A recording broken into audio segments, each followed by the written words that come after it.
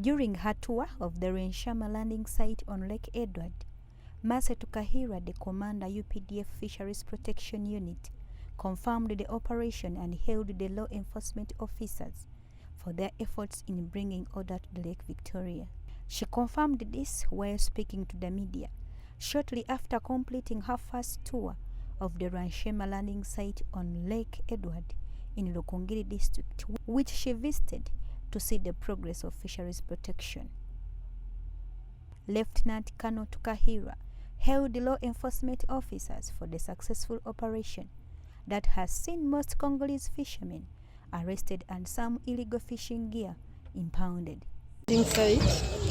Okulaba abantu abavubi baayo, okulaba emyezi ena gye tumaze mu ofiisi, waliwo enkyukakyuka kyeriwo.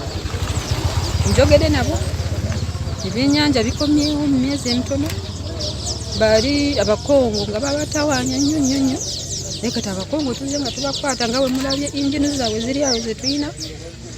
So kikisinzeeyo kundeeta abantu bange abavubi mbategeere era mbasuubiza omulimu tujja gukora nga bwe bagwaga. The sector commander on Lake Edward, Lieutenant Hatim Mbazira, testified how fish has increased in Lake Edward with the arrest of some Congolese who came to Ugandan waters with illegal gear, and he was optimistic illegal fishing will soon be history in Uganda.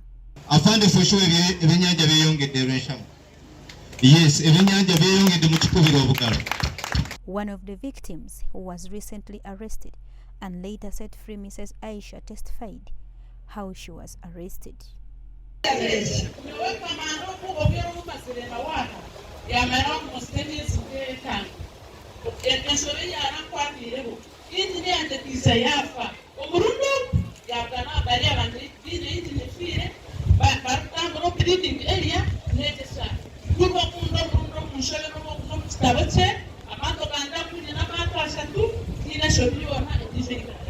Uganda covers 25% of Lake Edward and 75% is DRC.